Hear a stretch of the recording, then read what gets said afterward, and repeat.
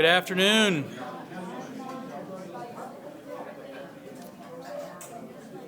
You guys ready to get started? Welcome to Bearbackers. Had a lot of activity this past week, a lot of it at home. But start off with a couple teams that are on the road or have been on the road. Women's golf competed in the Sam Golden Invitational at Oakmont Country Club in Texas last week to start their 25-26 season. Bears shot 4 under over the 3 rounds to finish in 10th. Gudrun, I'm going to go slow so I get it right. Thorsten's daughter led the Bears shooting an 8 under or 208 for the tournament. She had 17 birdies for the tournament. Her 208 ties her for the best 3-round tournament score in UCA women's golf history. That's tied with Emma Svensson. She did that, had that score back in November of 2015. So a big day for her. The Bears will be back in action next week, September 23 through 24, when they travel to Lubbock for the Red Raider Invitational. Men's golf played last week in the Golf Week Fall Challenge at True Blue Golf Club in Pawleys Island, South Carolina. That's also the start of their 25-26 season. Bears shot 12 under over the 3 rounds to finish in 6th. Leopold Isrentant led the Bears shooting 6 under for the tournament. Leopold had 13 birdies, and he was our top player for the week. Bears are playing right now in Tennessee at the Grover Page Classic. I'll get a report on that next week. Moving on to men's soccer. Men's soccer continued their string of road matches, playing yesterday at number 12, nationally ranked High Point University. Played them there in North Carolina. The scoreline ended up 3-0 to the Panthers, but the Bears put up a good fight. Devontae Richards and Omar Atia both had good looks on goal, and we were able to get a couple of corner kicks, but just couldn't find the back of the net in that one. Bears have one more road match. That's this Wednesday at Charlotte. At Charlotte, that kickoff for that one is at 6 p.m. But then the Bears finally come home on Sunday night. We've moved that kickoff to 7:30 just to help accommodate between volleyball and the men's game that night. So that one's going to be at 7:30 here on campus against Eastern Illinois. No S. There is an S, but you don't say it. Women's soccer completed the non-conference portion of their schedule last weekend, giving Missouri State a really good battle before falling 1-0. The Bears have a 3-4 record in non-conference action. Trace Pavat and Caroline Billings lead the offense for the Bears. Trace scored 4 goals and has 1 assist so far in the season. Caroline has 3 goals and an assist. Riley Ellis was the defensive player of the week for the ASUN last week. She and goalkeeper A.K. Harrell lead the defense that has allowed just 1.1 goal per game so far this season. The Bears now turn their attention to ASUN's schedule as the Bears open ASUN play on Sunday versus North Alabama. That one is a 1 p.m. kickoff over in Florence. Now let's hear from head coach Derek Nichols. Well, you did it again. You just took all the stats and things I was going to say. So, so it was a good test against Missouri State. We knew it would be, and we had prepared for kind of their style, the way they were going to play all week, and it was a little bit more of a direct game than what a lot of teams will play. So we prepared for that, and I thought we handled that really, really well. We didn't allow a bunch of great opportunities for them. They did not score in a run of play. Unfortunately, the goal that they did get was a bit frustrating.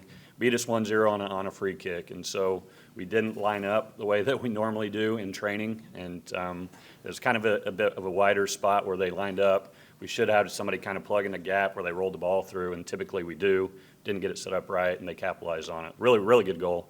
The girl that scored was actually the Missouri Valley Player of the Year last year, so it was a tough shot, and she put it by us. So that was the difference in the game. We talked about it afterwards, that it's small moments like that are the difference. And so, but was really, really proud of the effort that we gave in that match to compete with the team that's been to the national tournament 2 out of the last 3 years. And I think in that third year that they didn't go, I think they won the regular season. So And I bet that they'll compete for the Conference USA Championship this year. So a good team, good performance, proud of the effort. Again, just disappointed in that one moment that got away from us. So, but turning the page, going to getting ready for conference. We talked about the non-conference slate that we had, that we were in every single game that we played. The 4 losses that we had were 1-goal losses, and we pushed and had opportunities at the end of each of those games to come out with a result, and fell short in some of those, but against good competition. And that's the whole point of playing that's the schedule that we play to prepare us for conference. And so we're eager. We talked about this is our last opportunity to run through the ASUN, and the team is very hungry to do that and see if we can make some noise going through the ASUN one last time. So looking at North Alabama, it's always a battle. We got to go down there, got to play on turf. So again, it's a little bit different surface than what we're used to, but we'll get down there on Saturday, train on that turf, get ready for the match, and see if we can get our first one on the road on Sunday against North Al.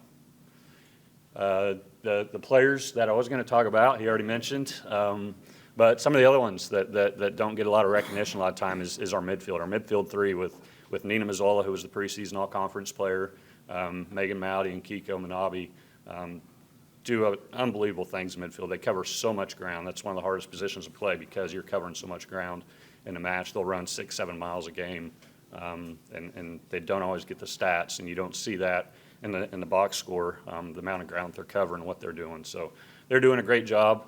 Front line, like you said, Caroline and Trace are leading us in goals and assists. Are doing a tremendous job. But what I really like about this group is when we change, we can play a whole nother line of players and the level doesn't drop. And I think that's one of the good things about our team this year is how deep that we are. And depending on the day, when we make those changes, sometimes we get better as the match goes. And so real proud of what we've done so far. Obviously, we got some work to do. I think, one thing with this group is I don't think we've barely scratched the surface with what we can do. And that's the exciting part with us being in the matches we've been in. I think we can go a lot higher with that. And so getting ready to take on the ASUN last time, we were ready for it, and everybody's excited. So any questions? Hey, question. Hey, what's it been like just playing one game over 3 weeks? I know that's a pretty different schedule for you guys.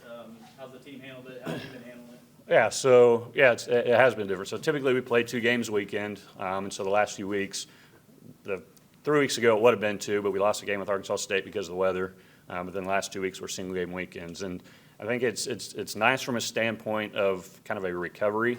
So you're not having those 2 games on the weekend that are so high impact, and you're able to get a little bit more recovery built in. However, we have done on the Sundays, on the last 2 Sundays, we've actually scrimmaged to try to keep that going a little bit, kind of game mode going.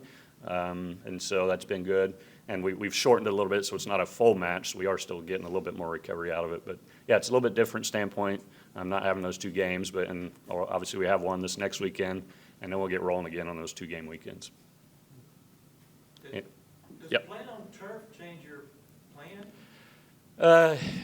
Doesn't necessarily change our plan. It's just the game is a little bit different because it's almost like playing on a hard surface. Faster? Typically, yeah, it's a lot faster game. And so it's just when you don't play on it all the time, it's just different, right? And kind of one of the crazy things about when we went and played Little Rock, they have turf. They just put in new turf.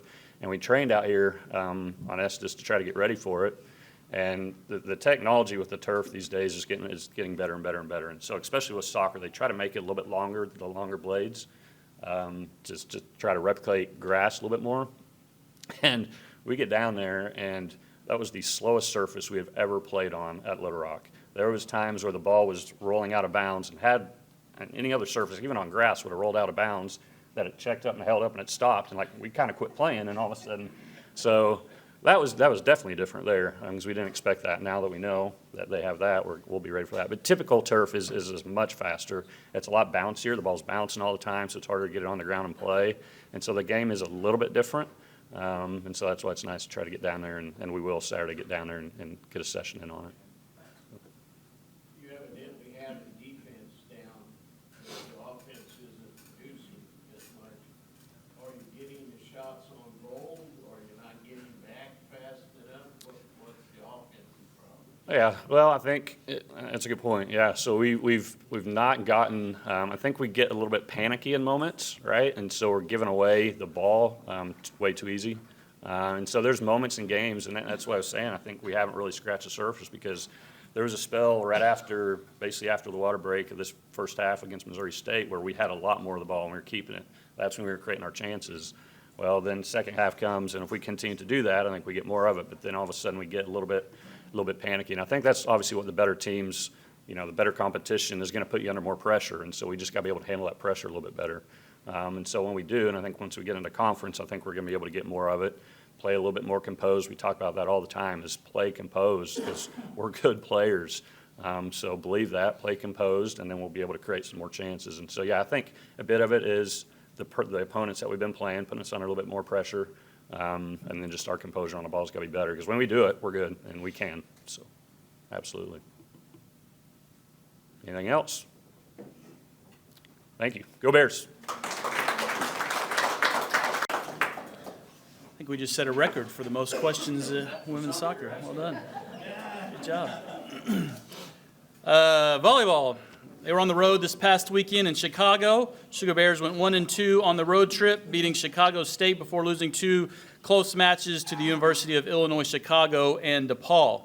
Sugar Bears have 2 matches this week. Both are against the Oklahoma Sooners.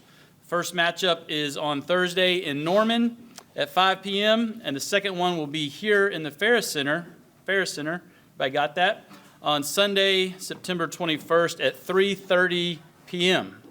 Let's hear from head coach John Newberry.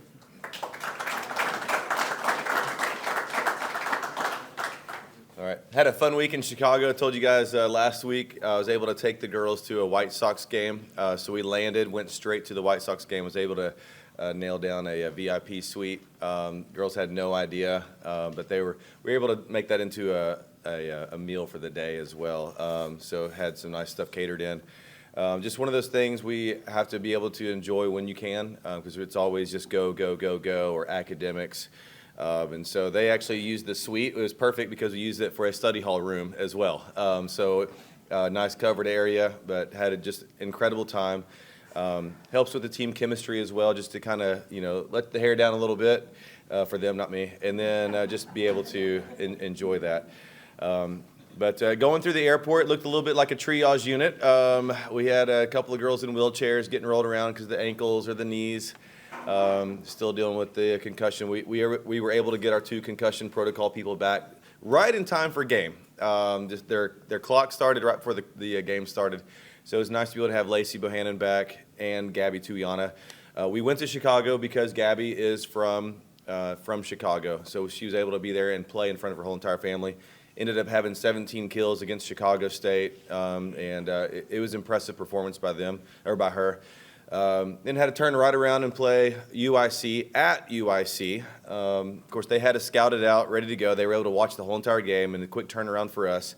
Went toe-to-toe with those guys. Incredibly good team. Easily a top 100 team. Easily. They'll definitely be at the top of their conference, top 1 or 2.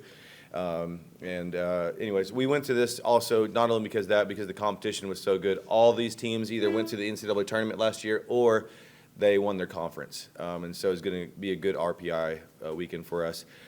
Turned around the next day at noon, right after our game at 6 got done, and played DePaul. At DePaul, they just opened up a brand new volleyball-only facility. It's used for their women's and men's basketball practice facility because they play more downtown Chicago, as we learned. But they are turning it to a volleyball only. Their brand new $1 million LED scoreboard, brand new, like all these lights. It was a really cool experience just from a visitor. Really nice and very intimate setting. But once again, DePaul in the Big East Conference, they're just like the basketball teams. They're big, they're fast, they're athletic, they're very, very good. It's just one of the things could wish I just had all the right pieces that we expected to have when we scheduled them. Just really wish we could have had all those pieces together. But had some solid performances and not quite as many aces. I don't think we had 27 aces like we did 2 weeks ago. But we did, I feel like we did a solid job just defensively and on an offensive front based on what we have. So Moving forward, got Oklahoma. We'll be leaving Wednesday evening to head to OU with our practice Thursday morning, and then the game Thursday night, and then we will head back here to Conway right after that game is over with. Kind of the way that worked out is that they offered to come here. So this will be 4 Power 5 games that we have played this season before we've even started a conference season. I don't think we've ever done any that much of Power 5s with Texas A&M, Boston College, and OU twice. We're definitely battle tested. I feel like we've gone through war already. But with Oklahoma, they are in the middle top half. So probably like 5th or 6th out of I don't know how many SEC has. I feel like they've got 30 teams now. But they're in the 5th and 6th place right now in the SEC, preseason ranked. And you'll see it. They're good. Incredible transfers coming in. They were able to retain a lot of their starters from last year. Very, very good team. I would easily put them up against Texas A&M, no doubt about it. Very big and physical team. Run some different type of offense that we don't really see in our area. They've got some young ladies from the California area that do some specific West Coast type style. Sounds kind of crazy because you hear that in football all the time, but it's there with volleyball as well. Very unique style. And it's hard to practice sometimes because of how good that style is. So we're looking forward to it. As all you guys know, and hopefully you know, all of our games are always free. We've never charged for volleyball ever in the history here at UCA. That game across the street there in the Ferris Center is going to be free. The last time we were over there against the Power 5, we went 5 with Ole Miss and lost 14-16 in the 5th set. We had just over 1,900 people there. We have been advertising this game within our program for the whole entire year since we were able to schedule them. I am wanting to get over 2,000 people in those seats over there. We've got roughly about 20 high schools bringing all of their students in. I expect it to be loud, but we need some energy there. It's a good team. And I don't know when we're going to have another great Power 5 school like this, but I really, really appreciate it if we can fill all those seats up and have a record-breaking attendance game. That's what we're looking for. So any questions? So real quick, I want to mention most of you guys might not know her by her name just yet. Mackenzie Haas, she's a 6'4" middle blocker from Cabot. The 2 days after she committed to play here at UCA volleyball, she ruptured her ACL. And so last year, she spent the whole entire year in a brace, rehabbing, recovering. So we redshirted her. Well, now she's technically a redshirt freshman, but I got to mention her. She is becoming an outstanding player for us. She's usually 2nd or 3rd in our kills right now. As a middle, that's really, really tough to do. But 6'4", it's nice to have a 6'3", 6'4", and 6'4" on that court. Just really need them at the same time. But just someone for you guys to look out for. But yeah, Mackenzie Haas is her name, and hopefully you guys can see her on Sunday. Anyway, thank you guys.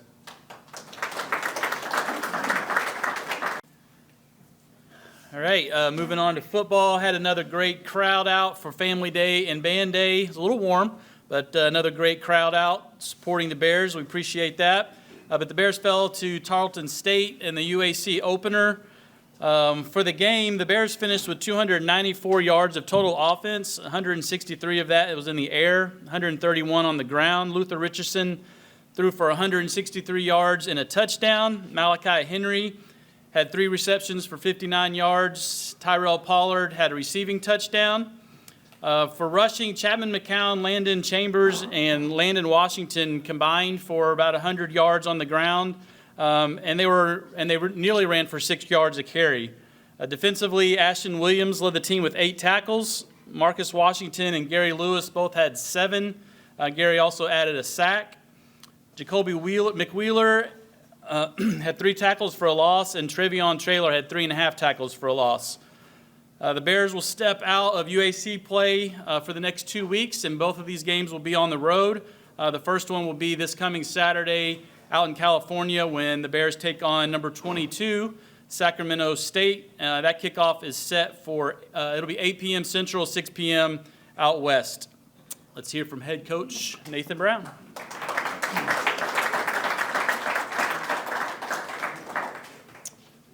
Hey, glad to be here today. Disappointing night on Saturday. Not to our standard, not to our expectations. Many adjectives could be used.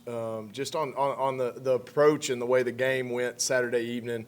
I told our players, that was one of the first games that I've coached in where you aren't playing, a P4 opponent. Or even, essentially some group of 5 opponents where you physically got manhandled. And that's just, I'm just stating facts. I mean, if you watch the game, I'm not saying anything you didn't see.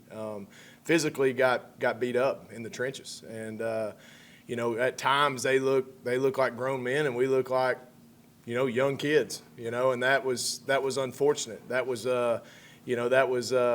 impressive on their part. And something we've got to look ourselves in the mirror as a program and as a team and figure out because we're going to have to play better and more physical football to win games. And so unfortunately it came in a conference opener loss, and that's the unfortunate part of it.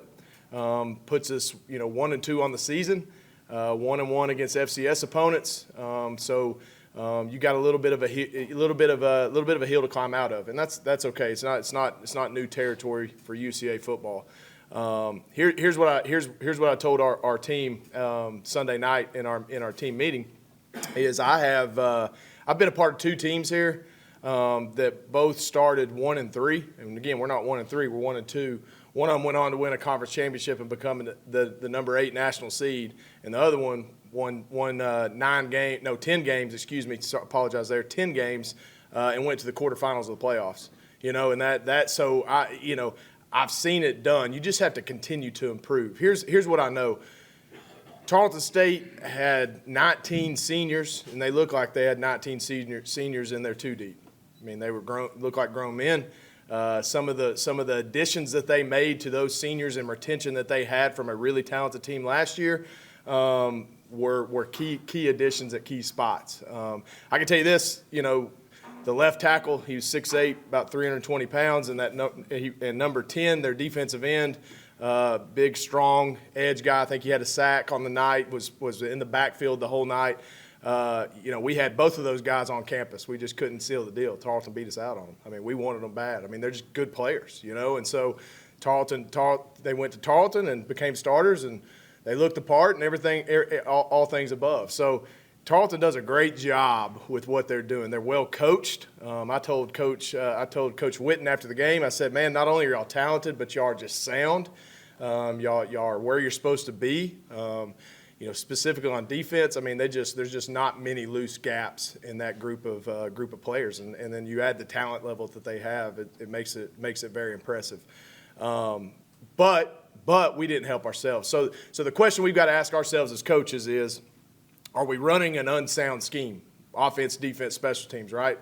Well, I don't believe we're running an unsound scheme, okay? Then the second question is posed, well, if you're running a sound scheme, do you have the personnel to do what you're trying to do?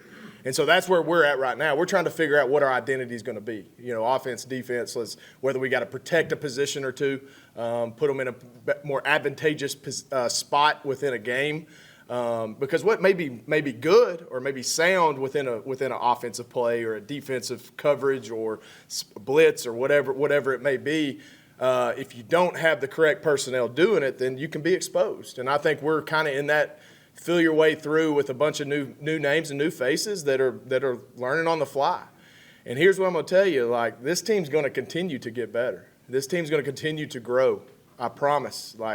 There's not any doubt in my mind that this team is it's like one of those deals where you're climbing up a ladder. You're climbing up a ladder, and then a piece of that ladder breaks off. Okay, we got to keep climbing. You know what I'm saying? But you're continuing to climb. It's okay, right? There's a setback.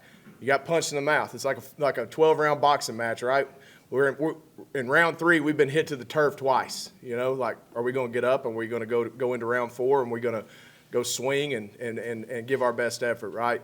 Doesn't mean it's going to get easier. We're in a position where you look at our schedule. It's You can look at the website. 6 of our last 9 games are on the road. You know, six of those 9 games are against top 25 opponents. I mean, it's not easy, you know, but it's not impossible either. You know, we break it down on the acronym of HARD, you know, HARD, and so this is going to be hard, but it's not impossible, right? There's a difference in impossible and hard, and anything that's worth anything in life is difficult, and that's what we teach our players, and that's what we're constantly coaching as coaches. And we're constantly instilling hope into our young men because they're good boys and they're going to be good players, and we need them to be good players immediately, like week 4. And I fully anticipate that happening. But Saturday night was a humbling experience. Give all the credit to Tarleton. They manufactured what they got. You know, it wasn't like other than you start the game off, play one, and Luther's playing good football, but he's got to protect the ball. We're not going to win games with him turning the ball over twice a game. You know, he's averaging 2. He's got 5 turnovers on the season by himself. He's a good player. He can make a lot of yards, and I'd say it with Luther sitting right here because he's one of those kids that he'll look you in the eyes and he'll take coaching the right way. But he knows he's got to protect the ball. We're not in a position where we can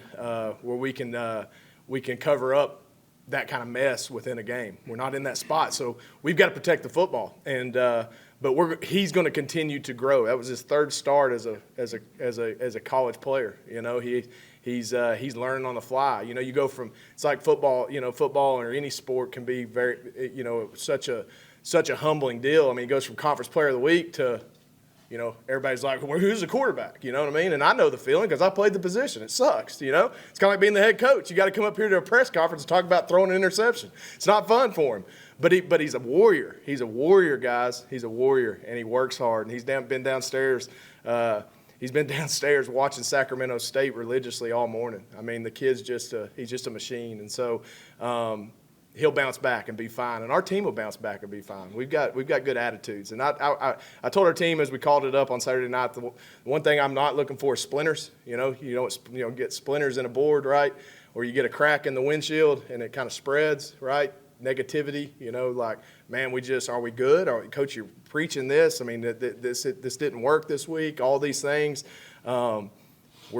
We don't need splinters. We need guys pulling on the same end of the rope. And if you do that, you are going to continue to get better. And that's just kind of the way it works, you know. So I'm excited about the challenge. I challenged my coaches. I said, this is why you got in the profession for weeks like this. Nobody wants to go hide and crawl in holes more than coaches do after a loss like that. It is. I mean, as bad as y'all feel, times it by 10 for me. I promise you that, you know. Because of the time and effort and energy put into it. And then you don't get the fruits of your labor rewarded. And that's tough. That's a tough pill to swallow. But you got to get up the next day, and you got to put a game plan together. You got to put a face on, and you got to stand in front of those 110 young men and, you know, be strong for them because they need that kind of guidance and support and all those things. But we have to play better. Again, our players have to play better. We've got to put them in position to play better, and I think we will. As we turn the page, and I can take any individual questions on the game. I've kind of put that in the back of my mind here at the end. But as we turn the page to Sacramento State, a great challenge. I'll tell you, a team and a program that's truly invested in what they're trying to accomplish. Coach Brennan Marion is a first-year head coach. He was the offensive coordinator at UNLV the last 2 or 3 years. Runs a very dynamic, explosive offense. He's an offensive-minded head coach. Was an offensive coordinator through the last few years before he got his head coaching opportunity at Sac State. Runs a unique style of offense. He's dubbed it the go-go offense. And so you could probably just, if you want to know what Coach Brennan Marion's offense is, just Google go-go offense, and you can see what he does. I mean, it's pretty unique stuff. So we've got a great challenge on defense, defending all edges of the field, some triple option attack. So a lot of reads by the quarterback, very athletic quarterback. They're playing 2 quarterbacks. One's a transfer from Georgia and one's a transfer from Tulsa. Both high-caliber speed guys that can throw the ball, good athletes. They're going to take shots down the field. They've got a number 13. He wears number 13, wide receiver. He's a transfer from Texas A&M. He's a 10-100 guy in high school. I mean, he can fly, and they put a lot of time and energy into revamping their roster. I think that's why they brought Coach Marion in, because he's got that kind of lure to him. And they brought in, I mean, you look at their roster, you can look it up. They've got 68 FBS transfers. So, you know, it's a combination. This will be the most talented team we play other than Missouri all year. Are they the best team we play? I think we might have just played the best team we'll play all year in the regular season on Saturday, as far as just where they're at as far as a team goes. But combination of talent, Sacramento State will be as talented as anybody we play. Just a lot of talent on that roster we're about to go play. So challenge of the road trip. Again, we're not a team that goes and jumps on the plane every week. So this is, you know, we usually do it once, twice. I guess we do it at least once a year to the Utah schools, at least for one more year. It's not a normal trip for us, you know. So you know, we'll have to adjust to that. Our players will have to be very fluid, you know, and changing time zones. That's not real normal for the Bears either. You know, we're going to be playing at 6 o'clock, 8 o'clock our time. So, you know, all that's a factor, you know, but at the end of the day, it's football. It's football. So we've got to go put a good product on the field and go compete. And look, there's no better opportunity than taking a loss like we did last week and having a chance to come right back and play a top 20 team. And have a chance to get a good taste back in our mouth and really gain credibility for the United Athletic Conference. Look, this is a great opportunity for the UAC out of conference, really for the next 2 weeks. All I'm thinking about right now is Sac State, but the next 2 road trips for the United Athletic Conference for us to go play well. You know, that's good for our conference, right? And so it's going to be a great challenge, but it's going to be a fun challenge and one that we're looking forward to playing with and working hard for. The thing we've got to do is we've got to have 3 good days of practices, Tuesday, Wednesday, and Thursday. You know, I feel like as a young team, some inexperience in some spots. You know, we get lackadaisical sometimes at practice. You know, maybe big bump instead of driving a block, or being in the area as opposed to being at the correct depth, and you know, all those things. So our coaches are going to. Our theme this week is just detailed. Let's be detailed. If we're detailed, then and they're better than us, then we'll shake them in the hands. You know what I mean? And just look them in the eye and say, you're better than us. But if we play with lack of detail and we give them opportunities, that's tough. That's tough to swallow. So we're going to push our guys to be detailed. We're going to push our guys to be on point, and have 3 quality days of practice going into a challenging road trip, but one we're excited about. We're going to put a good product on the field Saturday, and we're going to avenge what happened on Saturday to the best of our ability. We're going to fight them, and that's what I can promise you. But love our team, love our guys. They're good boys. They just ran into a little bit of a machine on Saturday, and Tarleton's a great program, and what they've got going over there is pretty impressive. But again, we didn't help ourselves on Saturday night to give us an opportunity in the second half to gain some momentum back and make it a football game. So that's unfortunate. But looking forward to this week, though. With that being said, I'd love to take any questions. Donna. Elijah Jackson got in towards the end of the game. He's a running back. Yes, ma'am. Is he going to be doing that more often in the next few games? He's a big physical kid. Elijah Jackson wears number 25. For those of you that don't know who Donna's talking about, he is a redshirt freshman, talented kid, physical kid. He's a kid that in certain situations, especially in times where we know we have to run the ball, he could be an opportunity. There could be some opportunities for him. But again, I've got to get Landon Chambers the ball more. I think he only carried it 8 times the other night. Had a big catch early in the game.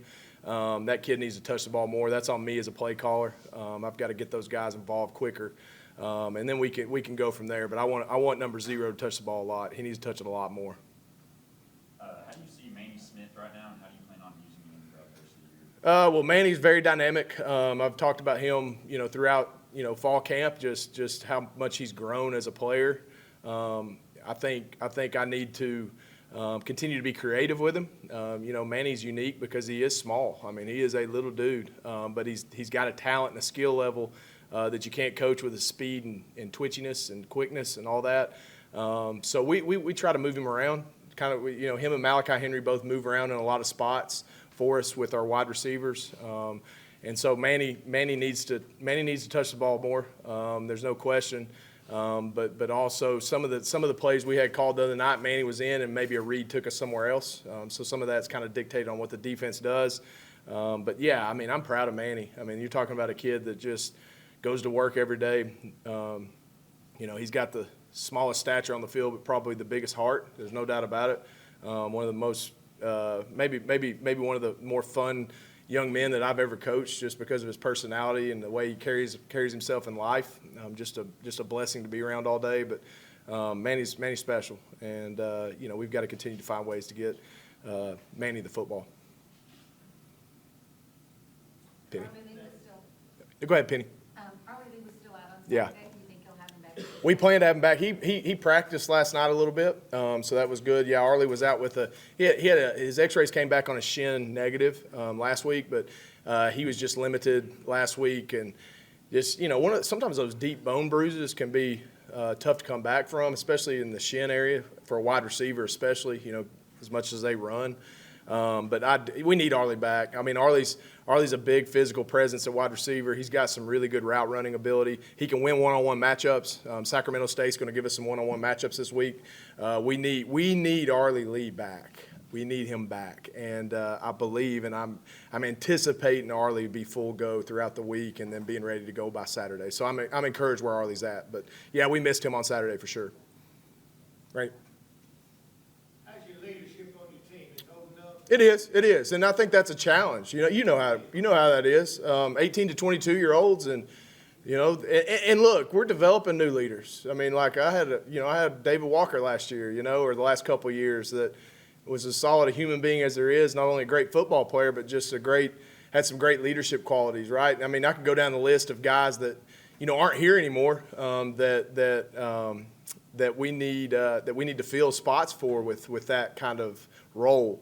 You know, I look at a guy like Jamal Mull on the offensive line. I mean, he's got leadership qualities that you're looking for. I think Luther and Austin both. You know, I know Austin hadn't played yet, but both of those quarterbacks have that it to them as far as leadership goes.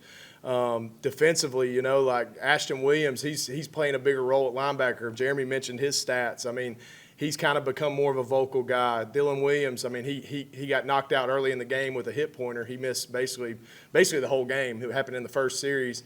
But he's a leadership type guy at safety. So, dude, person. I mean, so I feel good about it. But you know, you constantly coaching those guys, because look, it's our job. I say this all the time. It's our job as coaches to always be that voice, right?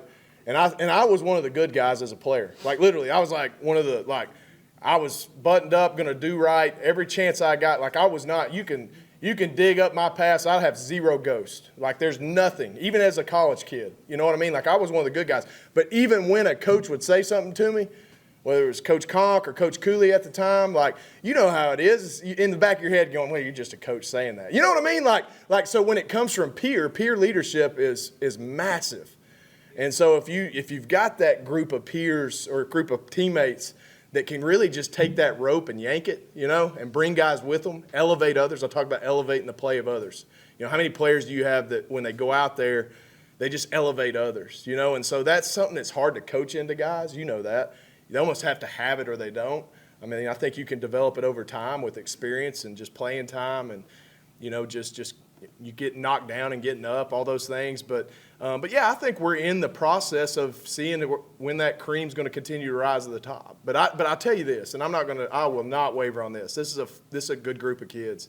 You know, we've been in 3 games so far this year, and we haven't played a 4-quarter game yet. You know, we've been on both ends of the spectrum, and you've seen no issues as far as sideline bickering or pointing the fingers or Coach Brown, your offense sucks, or you know, defense, why aren't you stopping them? I mean, there's been none of that. And so I've been a part of teams where that's been an issue. I mean, it's just you coach long enough. I mean, there's going to always be years like that. So to this point, I'm pretty pleased with it. But again, you know, you're always wanting to grow the man, right? Grow the football player to, you know, not just be a great player, but also, you know, have that ability on the side and off the field to be, you know, a positive leader and do all those things that you want them to do.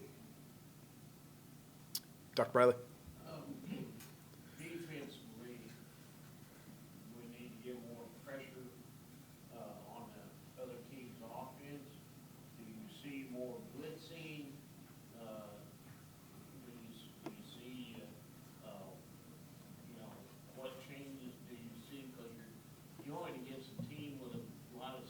Yeah, for sure.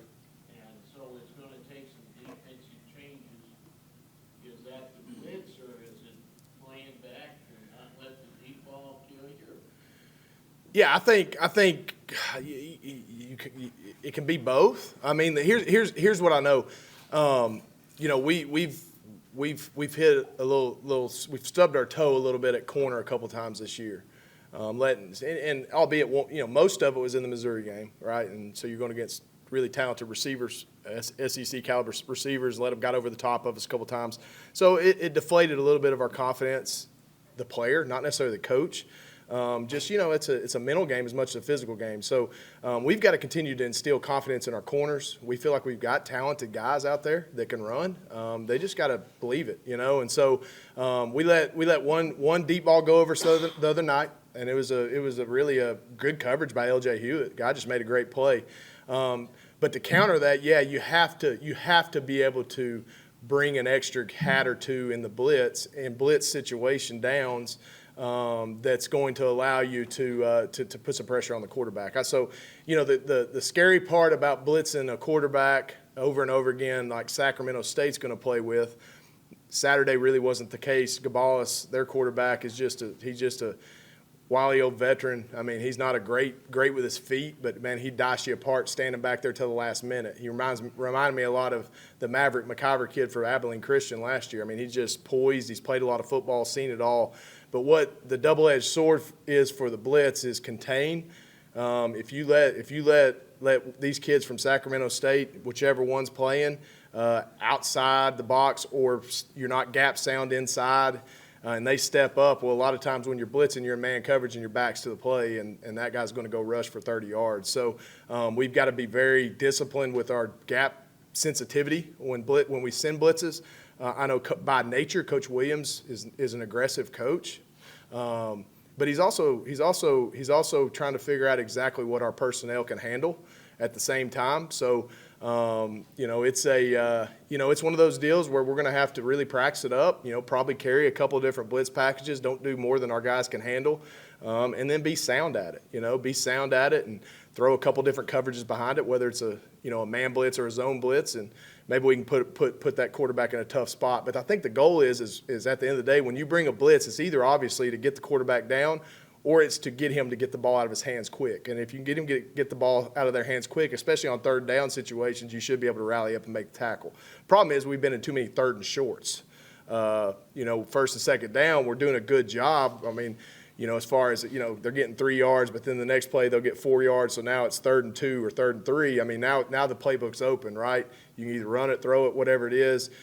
Tarleton's a big analytical team, so they were a team that we knew probably would go for it on the plus side of the field on fourth down, especially between the 50 and 30, so we were going to have to defend 4 downs. So it's all about analytics sometimes, about when to blitz and when not to. Tendencies dictate a lot of that as you're doing film study throughout the week and doing some of those things. But yeah, I think we've got to be a little more creative, and we got to be a little bit more maybe aggressive to help that. Because right now our pass rush with a four-man rush, Gary Lewis is getting to the quarterback pretty consistently.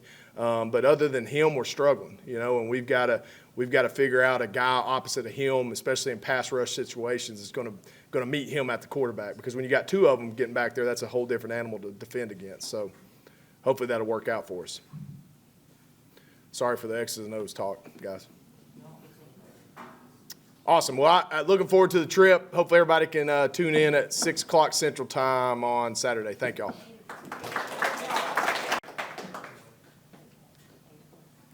Yes, thank you, Penny. It's I know Coach Brown's got the game on his mind. It's 8 o'clock Central. 8 o'clock Central, 6 p.m. Pacific Time. We're playing football at Sacramento, so excited about that. How's everybody doing today? All right, it's Monday. Feeling good. It's Monday, Rod. I hear you, man. Thanks for reminding me it's Monday. I appreciate that.